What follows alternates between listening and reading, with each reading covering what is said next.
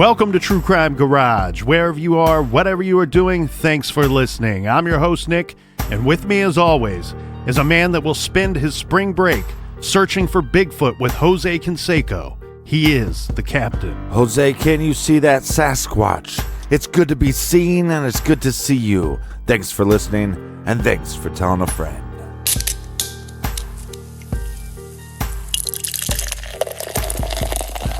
This week, we are very proud to be featuring Escape to Colorado IPA by the adventure-seeking brewers over at Epic Brewing in, well, they have breweries in Denver, Colorado, and Salt Lake City, Utah. So, as Baker Mayfield would say, you're going to have to pick your poison. Garage grade, 3 3/4 bottle caps out of 5. This year, Escape to Colorado IPA gets a new look and a new recipe. And Epic Brewing recently rolled out a broader distribution so more of us can experience their great beers.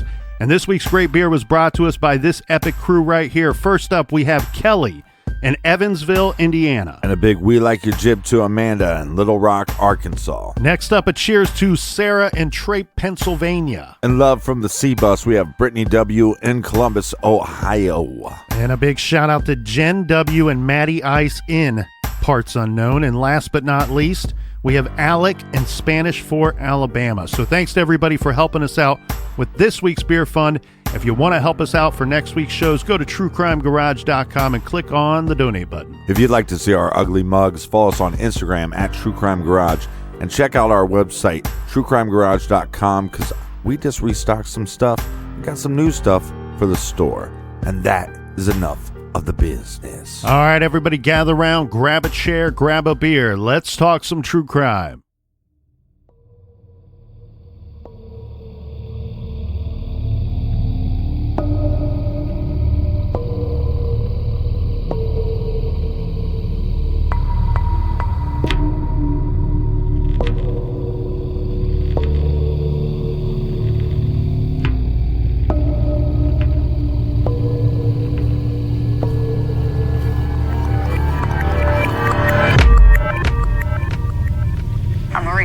Issued another plea to help find their loved one who tonight remains missing.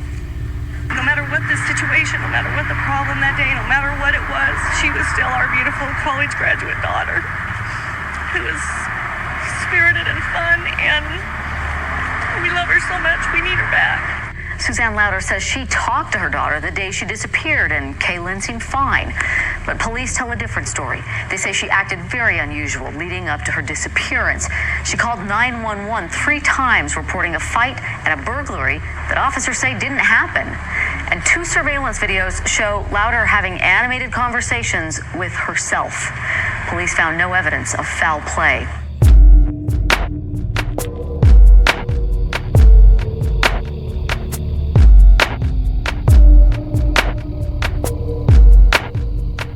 January 21st, 1984, twins are born in American Fork, Utah. The twins' names, Kayelyn and Colton Louder. The proud parents are Jesse and Suzanne Louder. Little Kayelyn was a funny kid. She loved her siblings and enjoyed teasing them. She loved her friends, and she was a friend to all. Kayelyn enjoyed reading, sharing books, and riding horses. And here's something that I absolutely love, Captain. Kayelyn was so competitive, very competitive. In fact, she was so fiercely competitive playing Scrabble that no one liked to play Scrabble with her. Kayelyn attended and graduated from Lehigh High School. She enrolled at Utah State University and graduated in 2006, earning a bachelor's degree in social work. She lived her life devoted to helping others, so it makes so much sense that she wanted to become a social worker. And at age 25, she's going to have a major event happen in her life. Yeah, and this involves Kayelyn's twin brother, Colton, who is 25 as well, obviously. This takes place on February 27th, 2009 in American Fork, Utah. Colton is at his uncle's house. This is Colton's mother's brother, 45-year-old Jeffrey Ackerman. This is a Friday, and Jeffrey Ackerman is in his driveway loading some four-wheelers. This is because he's planning to go for a ride for the weekend. Now, around 12:45 in the afternoon, witnesses say they heard 2 men arguing. Well, the shouting turned into a gunshot. One homeowner looked out his window and saw Jeffrey Ackerman chasing a man through his yard and then across the street and into a field. The man being chased turned around and shot Ackerman 3 to 4 times in the stomach and chest. Police were called. This is just your average American neighborhood. You know, basketball hoops and white picket fences, and we have a man down, shot multiple times, police on the way, with scared neighbors and a gunman on the loose. As this whole thing is unfolding, the police assessing what happened, tending to the victim, trying to get him medical attention, and searching for the shooter, 3 schools in the area were put under lockdown for a couple of hours. And police asked all 3 schools not to transport students with buses. Students who usually walked called their parents. Then around 2 p.m., someone at a nearby medical clinic saw the suspect standing near a car. The witness alerted the police. The man was cornered by police, and the suspect raised his hands in the air and shouted, "I didn't do it." The man did not try to run, from what the police say. And the police found a gun, a .45 automatic, on the hood of a car parked at the clinic. They arrested the suspect. The shooter turned out to be Kayelyn Louder. Jeffrey Ackerman was pronounced dead at the hospital. Police shut down the area for hours to gather evidence and interview witnesses. Then they charged Kayelyn with murder. There was some confusion in this case. It wasn't such a cut and dried case. Well, on the surface, it seems pretty easy. You have the victim, he is now dead, and then you have the suspected shooter with a gun in custody, and you're charging him with murder while you arrest him. Yeah. So you have the victim, you find the shooter. This all happens within just a couple of hours. But truly, no one really knew what went down except for the shooter and the victim.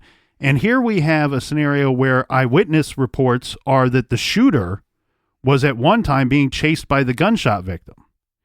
There were stories out there at the time that Kayelyn was a known drug user and was in the area breaking into and stealing stuff from garages, or that he was caught by his uncle stealing stuff out of his garage. Another theory presented was Kayelyn was over at his uncle's because Uncle Jeffrey was trying to help Kayelyn get off of drugs, and somehow an argument between the two broke out. So picture this for a bit, shall we? Mm-hmm. We have a family where one family member is the victim and the other is the likely killer. So you are both grieving and shocked, and each on 2 different levels. One of the officers involved said he was on the scene and a vehicle pulled up to him, and behind the wheel driving is a lady that he recognized. And she tells the officer, "I hear the victim was my brother. What's going on?" Right. And to which he has to tell her, "Yes, ma'am, I know. And we have apprehended the suspect, and it's your son." Yeah. Well, through some very good, and I want to really applaud the legal teams here, both sides, the prosecution and the defense, for really doing their due diligence here, because the truth about what went down that day was really none of what we just mentioned. Through toxicology tests, they were able to determine that both Kayelyn, the shooter, and the deceased victim were high on drugs. Right.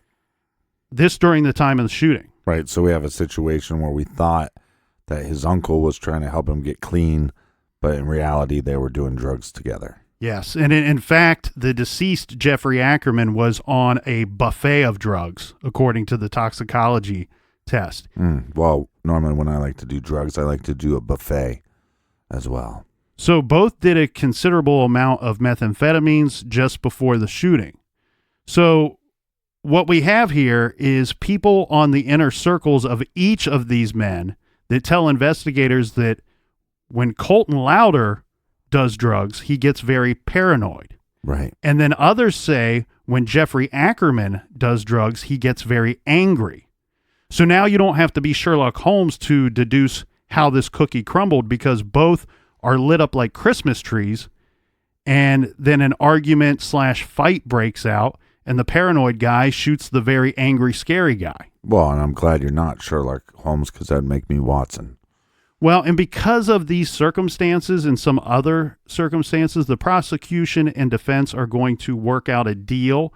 And on November 17th, 2009, Kaylen's twin brother pleads guilty to manslaughter charges and is sentenced to 5 years in prison for the killing of their uncle, Jeffrey Ackerman. Yeah, technically he gets 5 years to life in prison. Yeah.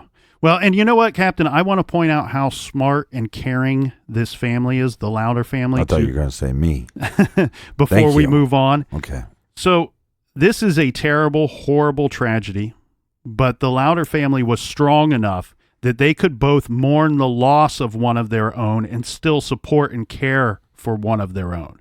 You know, they didn't take sides during this. They simply had to say, look, this is something that we all hate, but it happened, and it so obviously would not have happened without drugs ruining both of these men's lives. And now we have to support a family member as much as we can who is now behind prison walls. Yeah, and because, look, the family members don't want their family members to be drug addicts. Mm-hmm. And, you know, when you're going down to the Golden Corral and you're filling up on drugs, and then you go, then this happens. Right? Mm-hmm. And then you go, you're technically losing both family members.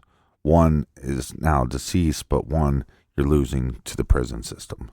Yeah. And our story today, our case today is not so much about Colton Louder. It's much more about his twin sister, Kayelyn Louder.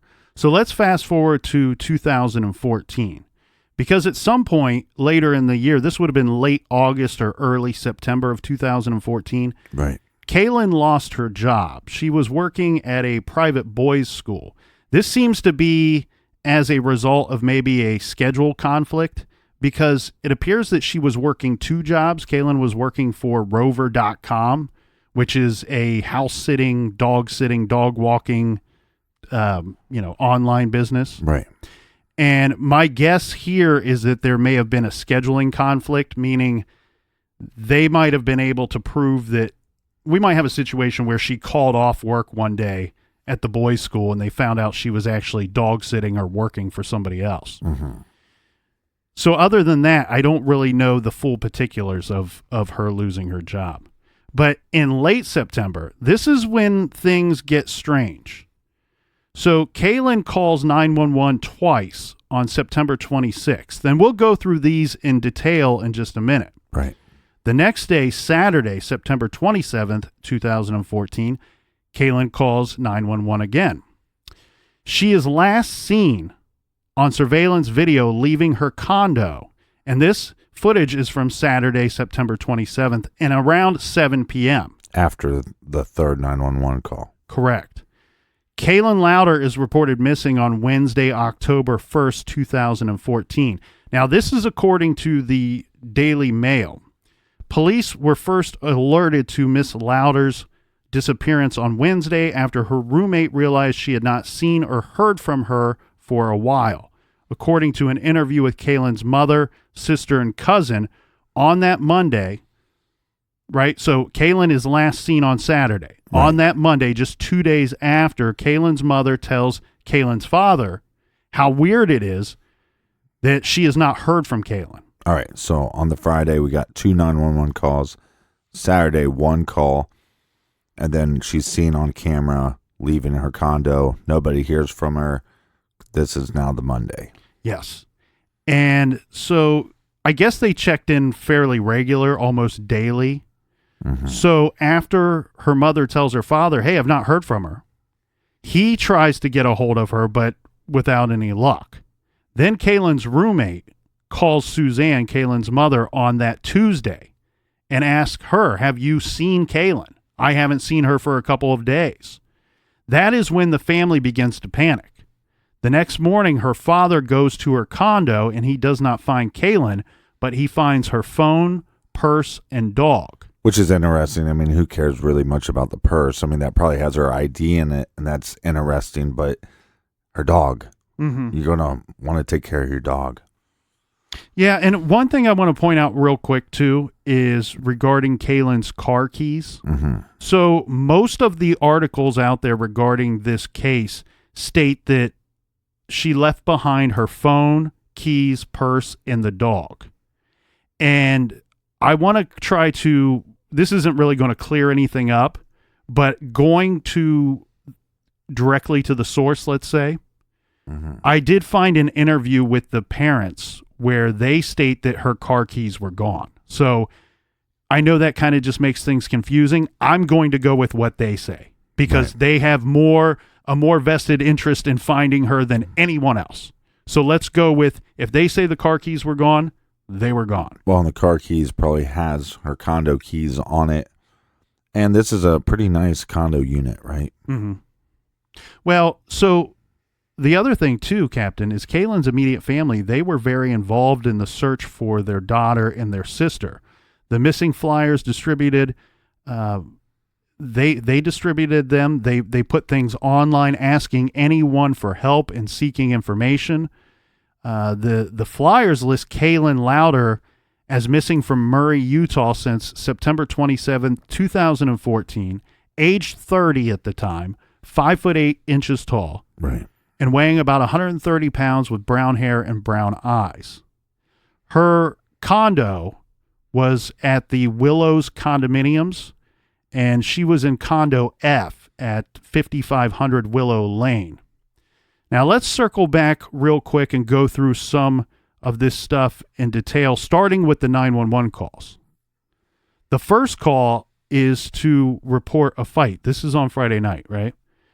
The first call, Kayelyn makes this call from her cell phone around 9 p.m. And she's reporting that there's a large fight at her condo's clubhouse. There was an event there that night, so this is not completely out of left field. There was a wedding reception there that night. In Kayelyn's call, she states that she heard gunshots or that she believes there were guns involved. Now, I state this because we don't have that actual call to listen to. I couldn't find that call to actually listen to. I can only reference what was reported later. Now, the problem here is police do respond. They arrive responding to this call, and when they arrived, they did find that the party was actually a wedding reception, and the police say there appeared to be no evidence of any type of violence or guns at this party. Then the second 911 call that came that same night, again, this is the day before she was last seen. Right. This time she calls an hour after the first call. So 10:30. Yeah, so she hangs up before 911 actually picks up the call. The dispatcher decides to call her back. Now, according to reports, they state that on the tape, she sounds confused and has trouble remembering her address. She is mumbling and difficult to understand. At one point, she tells the dispatcher her roommate thinks she is confused. Quote, "My friend told me I'm delusional and paranoid," she tells the dispatcher.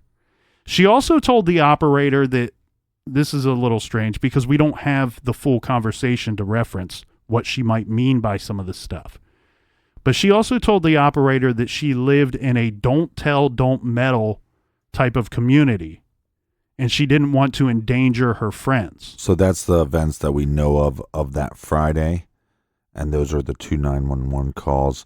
And now we're to Saturday, and we have the third 911 call, but we actually have a copy of that. Yeah, and the audio, I got to warn everyone, the audio is a little bit tricky here for a couple of reasons. One, at the beginning, it's a lot of back and forth between the dispatcher and Kayelyn. He's trying to figure out her location. So they've naturally bleeped those things out, that information out, before they release this. As well as I don't believe that the reception was super great at her condo. 911, what's the address of your emergency? 5584107. I have an intruder at the house. Repeat the address for verification. They're stealing from my house. Okay, say your address one more time. I'm having a hard time hearing you. Murray. And the phone number you're calling from? 801. Get the out of my house. And repeat the phone number for verification. 8. Okay, do you know who this person is? No, I don't. I just know that there's an intruder in my house. You don't know who they are? No, I don't. I'm going to look from where I'm at because I'm worried about my safety.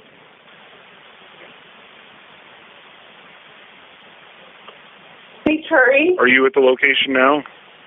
Yes, I am. Were weapons involved or mentioned? They're not talking or responding. I'm just telling them to leave so I can hear them taking things. So you haven't seen them, you can just hear them? Yes, correct. Are you or anyone else in immediate danger? I believe so. Okay, are you able to get yourself to safety? I just want to answer that while he's here. I'm sorry, what? No. Can you talk freely with me? Yeah. Okay, where exactly are you? I'm in the back bedroom. Okay.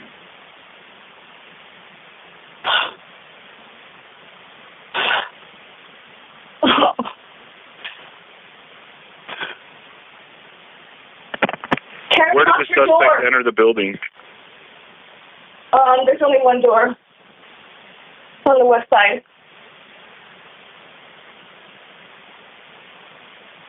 Okay, where are the possible exits from the building?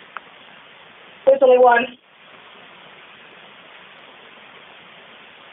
Get out of my house! Is there anyone else in the building who belongs there? Yes, there's 6 apartments. I'm sorry, what? 6. There's 6 people? 6 apartments. Okay, is there anybody else in your apartment that should be there? I believe she is here. I have a roommate. Where is she at? Next door to me. Okay, I'm just going to stay on the line with you until officers get there, okay? Just let me know if anything changes. What is your last name? Louder. And your first name? Kayelyn. It's what? Kayelyn. Can you still hear them? Yes. Where does it sound like they're at? The front room. Near the entrance. It's a small place. Shut up! Are they saying anything? Yeah, I heard someone say, hey, go in there, so there's obviously 2 of them. Hey! Carol, lock the door! There's something going on there. Where? Come here. Yeah. They might have left.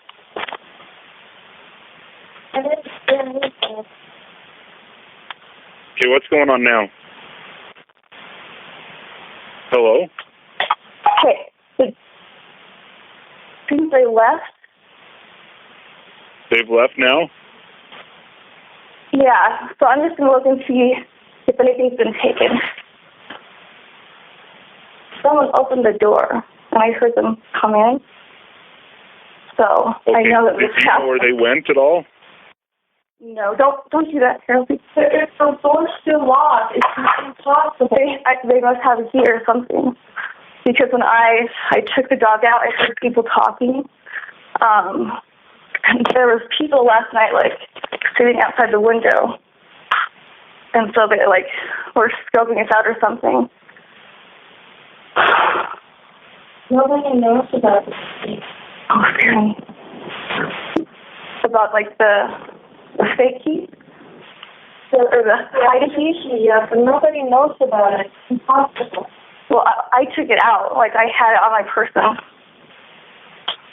I swear to God, someone opened the door. And there's actually, people No, Rachel. People see me get out there all the time. Yeah, here's the thing. If they came in and then left, why is the door still locked? Well, I can't explain that, but I heard, 2 people talking. Is the office closed?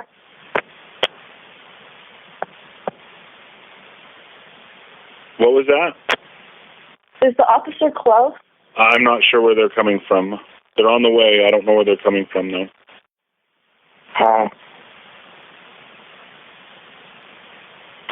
What do you want them? I do want condoms. You don't know what's happening. Oh, the top box. Bathroom. Do what in the bathroom? We have a clock in the bathroom, so it's fixed. Yeah, I don't know. Right. If something sticking back, you don't have to, I have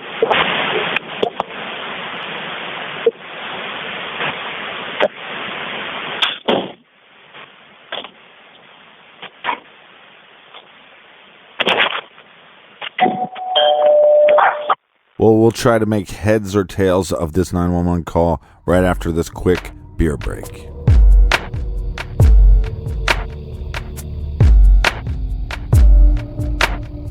If you're already drowning in IRS tax debt, get ready to take down this number and take advantage of new IRS tax forgiveness programs that may help free yourself from IRS collection agencies. The IRS has recently hired private debt collection agencies to start collecting your outstanding taxes. They can already garnish your wages, put liens on your property, and levy your bank account. If you're drowning in IRS tax debt, the people at Civic Tax Relief can help protect you from the IRS collection agencies. Stop the added fees and wage garnishments and finally break free from the IRS. Call Civic Tax Relief for more information now. Find out about the Fresh Start program that is now available through Civic Tax Relief. Check out their outstanding 4-star reviews from their clients. Civic Tax Relief's special tax hotline can help you discover all the relief programs you qualify for free. Just call 800-601-7780. Don't wait. Consultation is free. The information is free. This call could save you thousands. Call now, 800-601-7780. That's 800-601-7780. Sticking to a weight loss plan can be hard, especially when you don't know how to handle the obstacles that are holding you back from making progress. Let me tell you about Noom. That's Noom. And how they can help you live a healthier lifestyle. Noom is an app. Noom takes the agony out of food tracking with one of the biggest food databases available. Track your meal habits, visualize portion sizes, and see calorie density at a glance. Noom doesn't say you can't have certain foods, it just teaches you about moderation. And when you go a little overboard, there's no shaming, just tips on how to get back on track. Access Noom on your phone whenever and wherever you need it. All it takes is 10 minutes a day. I love being able to track my meals and my exercise habits, and it's helping me get back on track, and it's very easy to use. Noom is designed for results.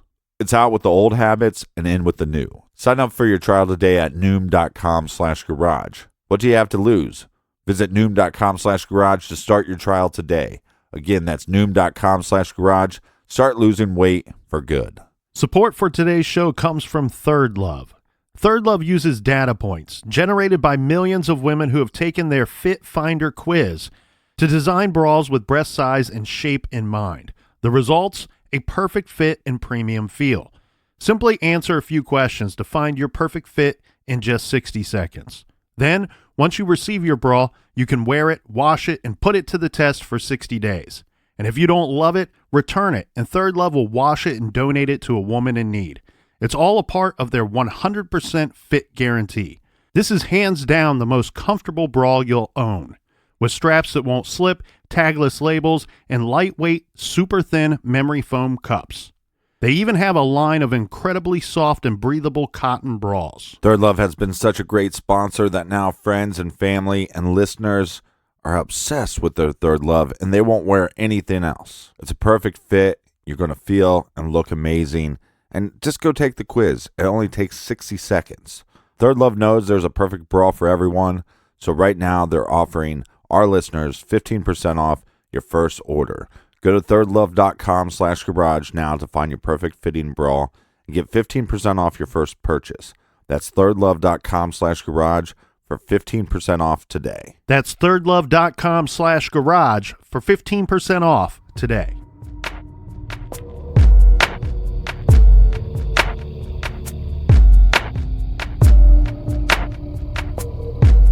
All right, cheers, me mateys. Cheers, Captain. Through the glass. So this call that was made, this is from Kaylen's cell phone. And the call came in at 8:18 a.m. Mm-hmm. During this call, she is locked in her bedroom. So the people that she thinks that are in her condo, they would be in the other room, in the front room, as she's explaining to the dispatcher. Right, but I would argue that she has her door open, her bedroom door open. I think what we have here, so this call is quite confusing for many reasons. Okay. First of all, we have Kaylen on the phone. She's talking to the 911 dispatcher. And then at some point, she is yelling at the people that she thinks are in her condo, the intruder or intruders. Right. But then she also starts having a conversation with her roommate who was home during this whole event. Right, but she was in her room. Right. So I think what we have here is, I don't know the layout of this condo other than the way that it's described or hearing the way they talk about it in this call. But it sounds to me like you would have at least a main room, a front room that goes right to the entrance. Okay. And then Kaylen's in her bedroom. Her roommate is in her bedroom. Right. In a separate bedroom that is next door to Kaylen's. And you hear them discussing a bathroom at some point or a restroom at some point. And so there's a third room, which is the restroom. So I'm guessing, we don't have any visuals here, so I'm just guessing that at the beginning of the call, Kaylen might be locked in her room, thinking that the intruders are in the front room. She's called 911. And then at some point when her roommate realizes what's going on, they're either talking through the door or Kaylen's door is opened at some point and they're talking face to face. Yeah, and multiple times during the call you can hear somebody other than Kaylen. It's not clear if that's the roommate behind her bedroom door, mm-hmm. laughing or making a noise or saying something, or is it coming from the front room? Mm-hmm. Again, we don't have any visuals, but it sounds as if her roommate comes out of her room, mm-hmm. and then they start having a conversation. Well, if those noises weren't her, then obviously those are noises coming from somebody from the front room. Mm-hmm. Well, and to add to the confusion here, it sounds to me as if when she's talking to the roommate or yelling at the believed intruders, at times she might even be pulling her phone away from her as she's doing so. Right. And our case is Kayelyn Louder. Well, her roommate's name is Carol. So sometimes when they're interacting with each other, it's hard to decipher if someone's saying Kaylen or Carol. Yeah, we try to clean up this audio as much as we could, but the 911 dispatcher, he's clear, but on their end, they're a little muffled. Yeah, and he's having trouble understanding what's going on with the situation or the reception itself, or both. At one point, when the roommate's coming out of her room, you also hear a little bit more commotion. So is it just the commotion from the roommate coming out of her room, or is there commotion from the front room and the roommate? Because right after that commotion, she says, I think they left. Yeah, my first impression of this call and Kaylen that we hear there is she sounds afraid to me. That's very clear and very obvious. So whatever is either going on or whatever she thinks is going on, she's afraid. And so I think we should point that part out. Now, there are some different interesting things within this call. One being, she is communicating with who she believes has broken into her home, telling the operator they're stealing shit from my house, yelling at the intruder, get the F out of my house. And then at some point you hear the roommate come in and say, look, there's not an intruder. Mm-hmm. Kaylen tells the roommate, don't do that, Carol. I don't know what that means. I don't know if she's attempting to open up a door at that point. Right. But then Carol points out to Kaylen, the bolts are locked. It's impossible, meaning it's impossible that there was an intruder. Nobody's come in. To which Kayelyn responds, they must have a key or something. Yeah, which is strange, but at the same time, it's like I don't know the distance from that room where they're at, or did they move to the front room to see clearly? Because sometimes you can go into a room and at a glance you think that the deadbolt is locked, and then once you get closer, you go, "No, that's not locked." Right. So is it a mistake on the roommate's part? And then by having a mistake, that people start going, well, we don't know if Kayelyn was of her right mind. Yeah. Yeah, and our friend John Lorden from Brain Scratch. Yeah, has cool pins. That's right. He, when he listens to these calls, and I'm going from his show information, he gives his opinion, and he points out some interesting things. He says, look, if Kayelyn is in her room and her roommate is home, he says, I don't know why she doesn't assume that the noises she's hearing are either coming from the roommate, maybe the roommate's watching TV or an action film or listening to the radio, anything, other than first jumping to the thought that there's an intruder. Right, but that's where, to me, if you lived in any of these small apartments, if you're in your room and your door's locked, you'd have a hard time distinguishing what's coming from the main room or somebody else's bedroom.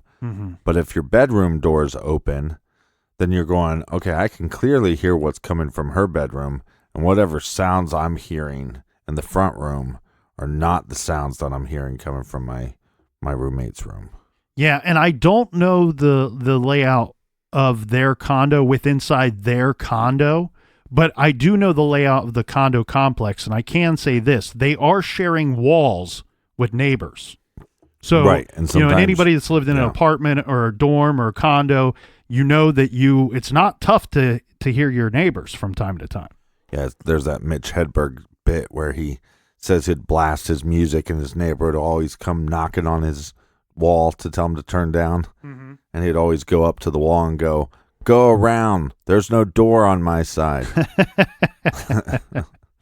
Well, the other thing, too, is when she's yelling at the intruders, one thing that I found interesting, and I know we all behave differently in a panicked situation, but at no time does she say, like, hey, I'm on the phone with the police, or you better get out of here, I'm calling the cops, Well, she does say, get out of my house. That's true.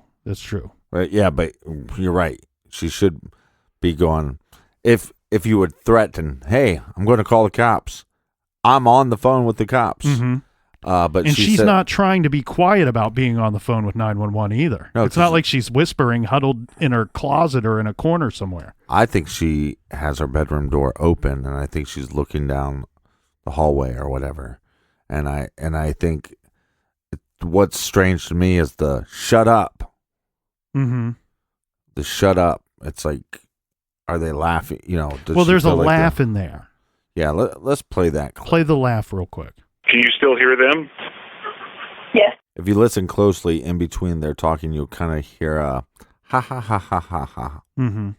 Let's play it one more time. Can you still hear them? Yes. So that's clearly something, a laughter, but it could be from a television. It could be coming from her roommate's room, or it could be coming from the front room. The way I take this, just trying to make logic of it, I wonder if that's the roommate laughing like, oh, here we go again. She's calling the police and there's clearly nobody here. Like, not laughing at Kayelyn, but laughing at the situation because it's. No, I understand that, but when we first started diving into this case and you start seeing stuff on Reddit that maybe something was going on with Kayelyn mentally, I don't hear it in her voice. No. And I don't hear somebody that's not coherent. There's not one time that she's asked a question that she doesn't answer. Right. She's pretty clear with her answers. Now, the operator seems to have some trouble either understanding her, or maybe this is some kind of smart way of clarifying. Right. Because he knows that he's sending officers into a situation, and to which the call comes in, there's intruders in her home, she reports that they probably have weapons, they have guns, and that she feels that her life or she's in some type of physical danger. Right, but again, he's going, okay, where's the entrance? Mm-hmm. You know, or how many entrances are there? Are there exit points? Yeah, and then he talks about, well, are there other people there? Well, the roommate, but at some point she goes, there's 6 apartments, meaning there's 6 units. Mm-hmm. And again, this is not her making a statement that's out of nowhere. So Right. I don't see. Well, in regards to the entrance or other exits, this is very specific. She says there's only one, and it's on the west side. Right. And now, and we got to go based off evidence. So it's just so strange to me that we don't have the first 2 911 calls. Right. Just reports of what were discussed during those. Is it very possible that there's some people messing with her? She's going outside, some teenagers maybe, or young 20-some-year-olds that are messing with her, and they decided to open up the door and sit down on her couch. And maybe the TV's on. Yeah. Is somebody messing with her? Because also when she starts talking to the roommate, it's muffled, so we can't actually hear what the roommate's saying. But at the same time, she's going, well, it's impossible. And then the roommate says, well, what about the other key? Like a key that was hidden outside or something. Right. There's that point. So if the roommate, which nobody's saying is having some mental break, is trying to come up with some logical reasons, then maybe, Kayelyn is actually calling for a purpose. Well, we should point out that the police did arrive later at the condo, and their report was that they found no evidence of a break-in. Well, let me play the clip again of where the roommate sounds like she's coming out of the room, and you can hear Kayelyn say, I think they just left, or maybe they just left. Mm-hmm. Kara, lock the door. There's something going on there. Where? Come here. Yeah. They might have left.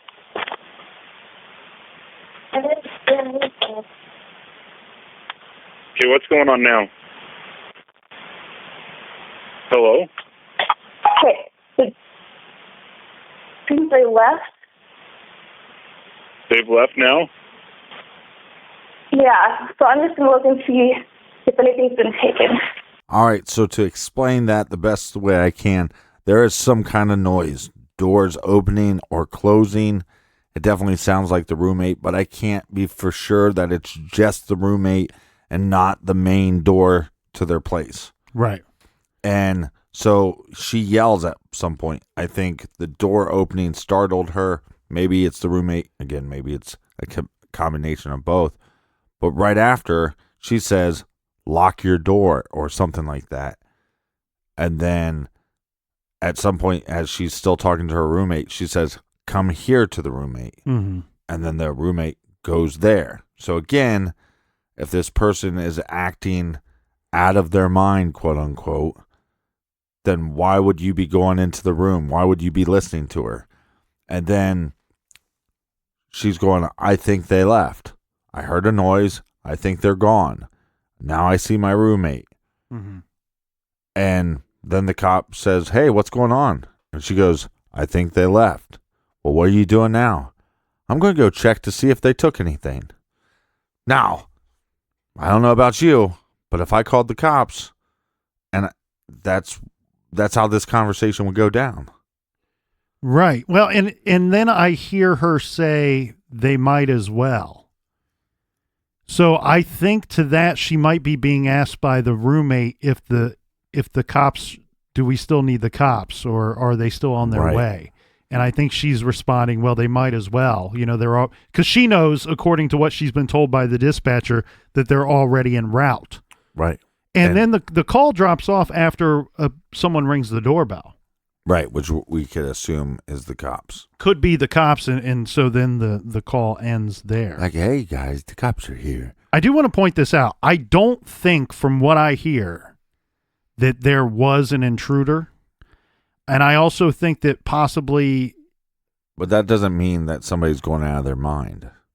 Because if you have noises coming from the roommate, you have maybe some noises coming outside, right? From outside, plus you have your apartment's connected to another apartment, so you have noises coming from there. Is it possible that she went to go out of her room, something kind of startled her, and then when she stopped to listen for a while, there was noises that she couldn't explain. Mm-hmm. And then she called the cops. Hey, I think somebody's in my house, right?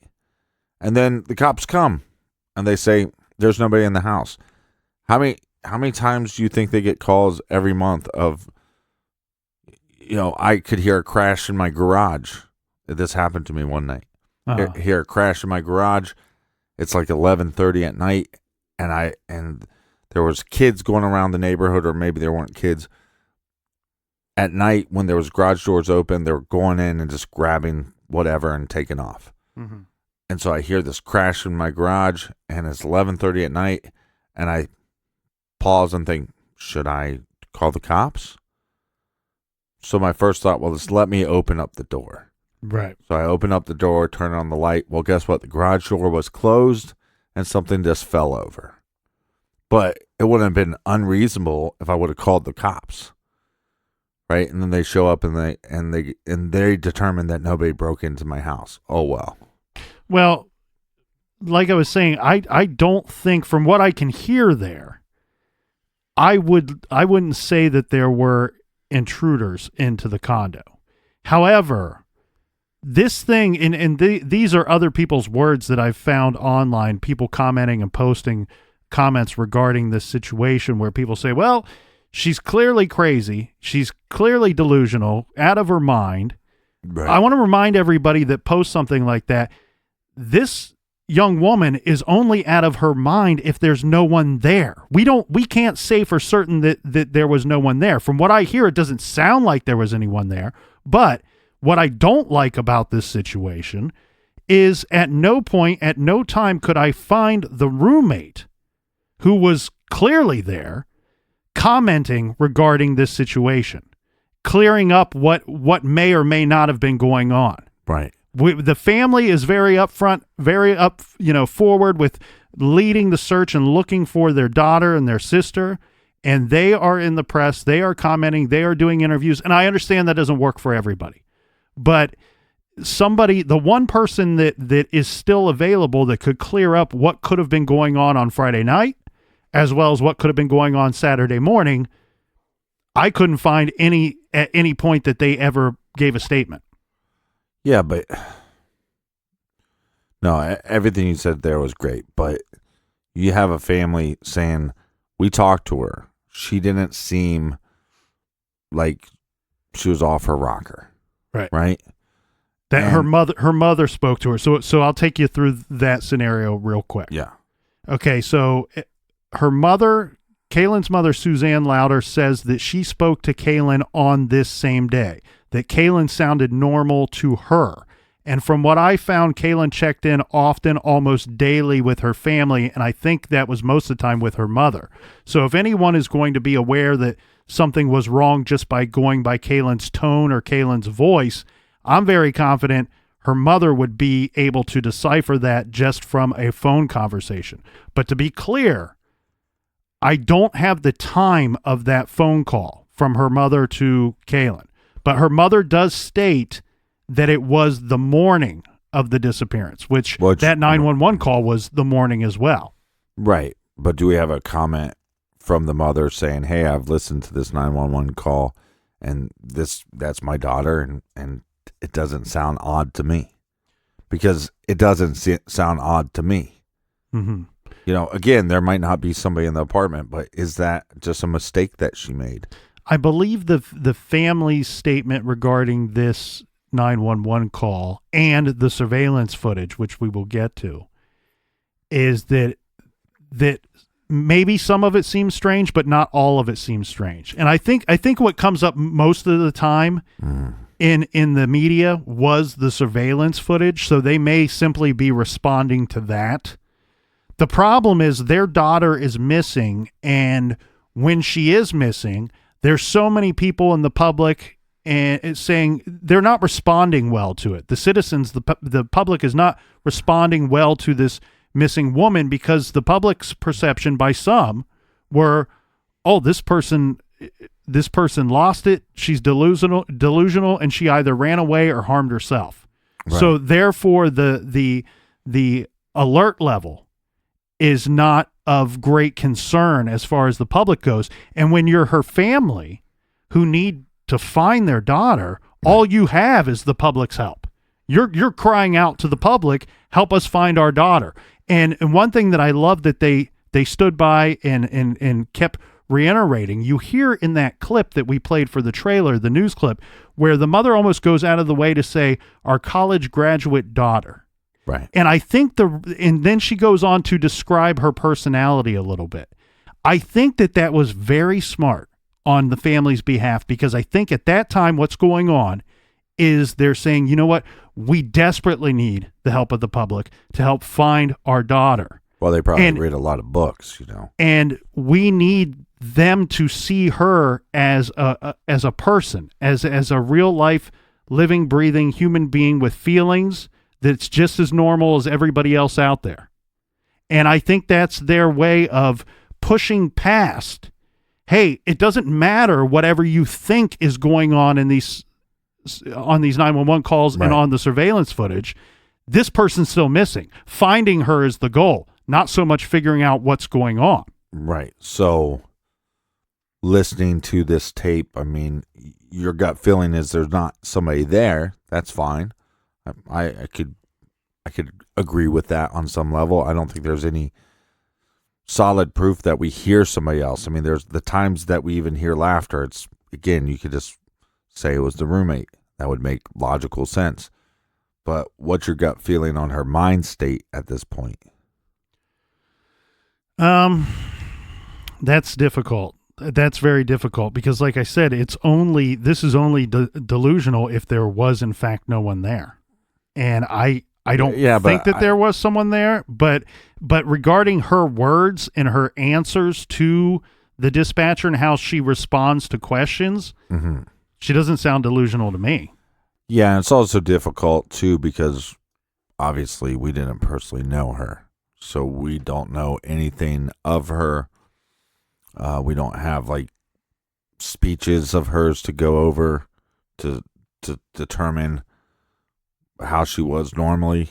So, but again, I'm going to go with the family. If they're saying we talked to her and we listened to this tape and we don't think that she sounds like she lost it, I'm going to go with their thought. Now on to the surveillance camera footage. This is from the parking lot of her condominium complex. This shows her leaving her condo, and this footage is from Saturday, September 27th. I have a report that states one video is from 3:30 p.m. and one video is from 5:45 p.m. Most reports stating that Kayelyn is last seen on surveillance video around 7 p.m. So I just want to go into it like that because that's the information that is out there. There are 6 videos that were made public. And we found all 6 of them on KSL News on their website. And we'll put a link on our website, truecrimegarage.com, so you can follow that as we talk about it. So on video 1, the first video, I want to point out that the rain is not as heavy in this video. Clearly not heavy rain. And a lot of the news articles state that there was heavy rain that day. Thunderstorms, torrential downpours. That's not what's going on in this first clip. The first video, I see little to actually no rain at all, possibly. Kayelyn is seen in jean shorts and a tank top with no shoes on. I do want to point out the red car that is on the left side of the screen. Just make a mental note of that car as we're going through these different videos. Now, on to video 2. This one is the one of Kayelyn running. This is kind of the quote-unquote famous one, we'll say. A lot of online commenters say that she appears to be running from something in this video. However, I see more of a jog rather than a dead sprint. I actually think she appears to possibly be running toward something rather than away from something. I believe that she is also kind of watching her step. Yeah. She appears to be watching her step as she runs. So more concerned about the possibility of stepping on something sharp rather than whatever people, posters, commenters say could be chasing her. And then 2, she appears to be checking for oncoming traffic as she's running out into the parking lot. So again, not someone that is terrified of whatever she is running from. I believe, here we have these actions that she's not actually running from anything, regardless if we can see it or not. I don't believe she's running from something. There appears to be something in her left hand as she's running. It took me a few times of watching it to see something, and maybe I'm just seeing something that's not there, but it appears to me that there's something in her hand. Now, this could be possibly a white cell phone. It could be keys.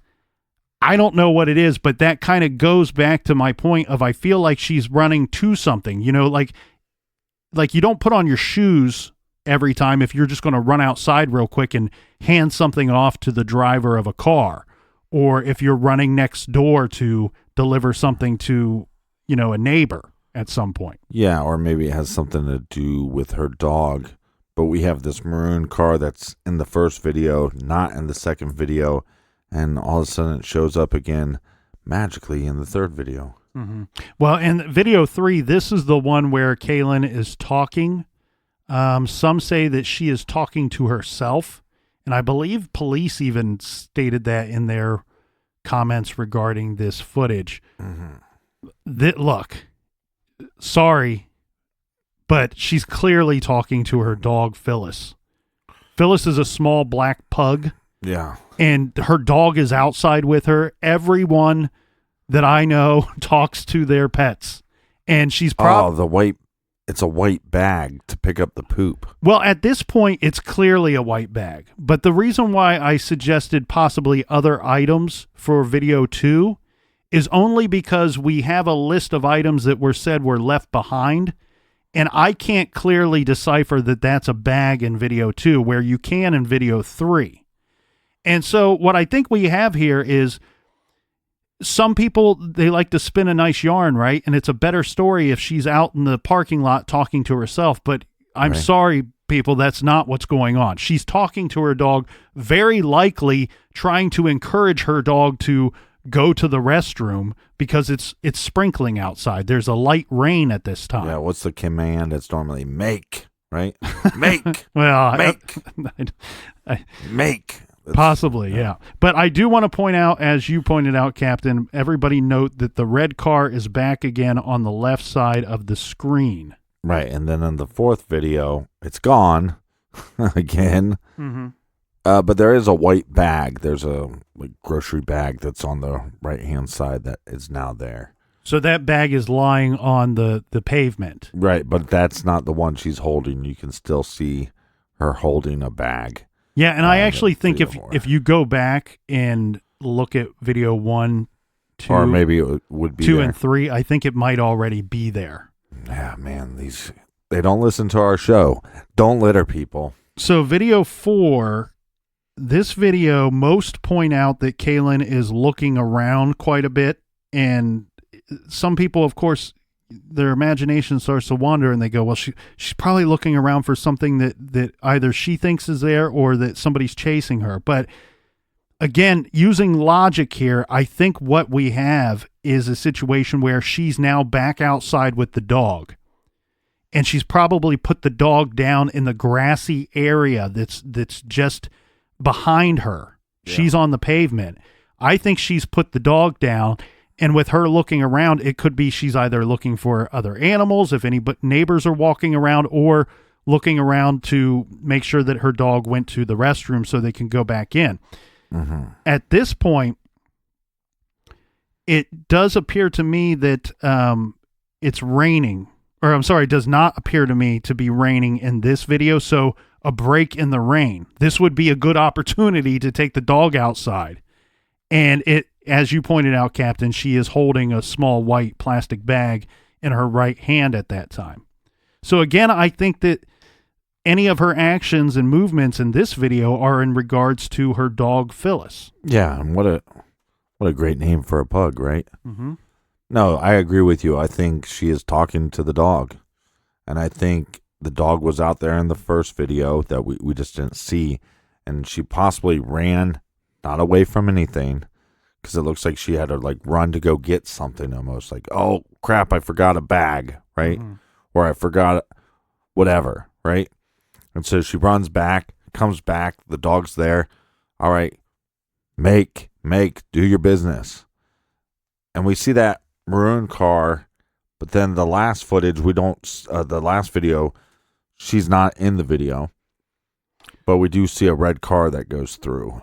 Okay, well, but video 5, Uh-huh. we need to get to first. So this video, number 5, is quite different, and there is some confusion on regarding what is in this video, but what I believe it's showing is Kaylin's roommate, not Kayelyn. I believe we see Kaylin's roommate.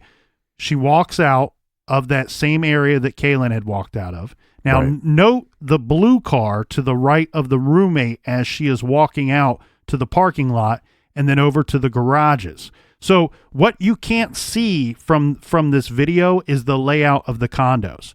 So you have the condos, then you have that giant boulder rock looking thing. My understanding is that it's basically a mound of dirt that they poured concrete over.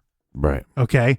So Kayelyn has brought her dog out to that area to make the business. And then you have the parking lot area where you see the parked cars. In some of the videos, you see a red car to the left. And then what the camera is attached to is the rooftop of a series of garages. And there's a whole bunch of them. And they're single car garages from my understanding. So you're getting it from the viewpoint of above that garage. So with the roommate in video 5 walking out, she's walked out of the condo and now she's walked past a blue car that's to her right.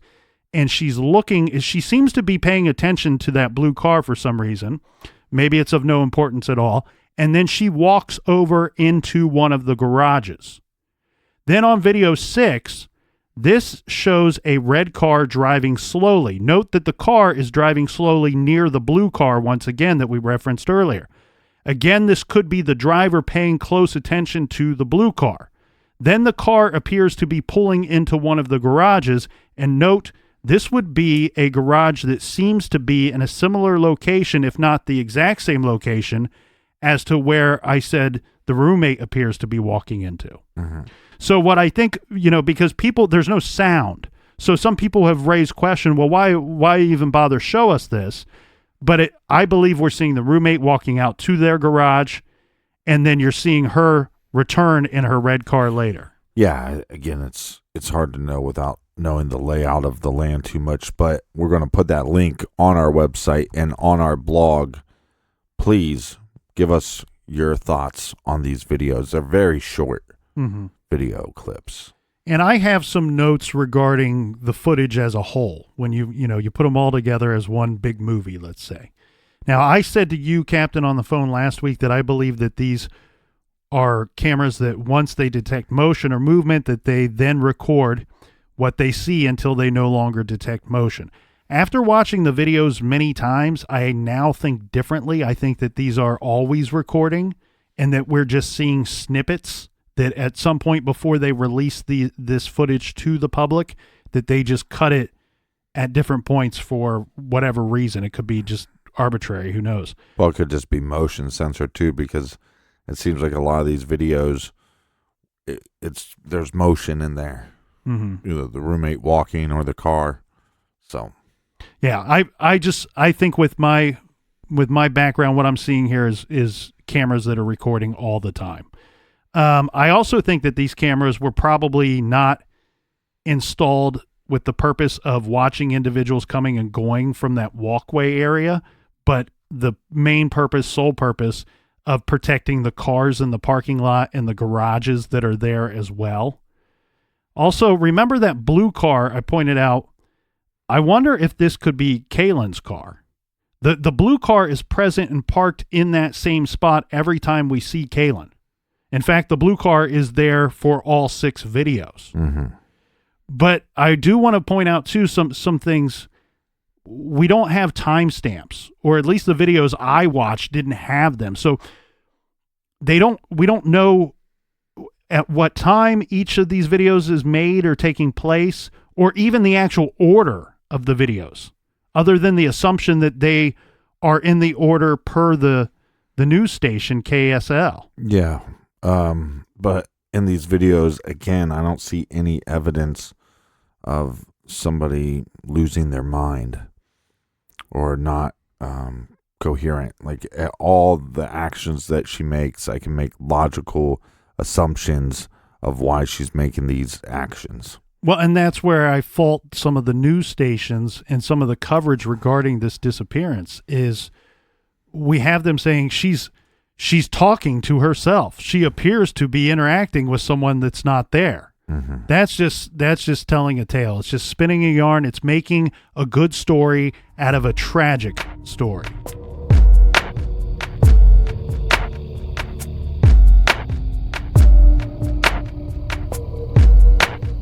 For all of our old episodes, download the Stitcher app from episode 1 till now. They're all free. And also check us out on Stitcher Premium. We have a show called Off the Record, and this week we talk about the 4th part of the HBO docuseries covering Adnan Syed. So you want to check that out. That's right. Thanks to everybody for joining us in the garage today. We will see you back here tomorrow. Until then, be good, be kind, and don't litter.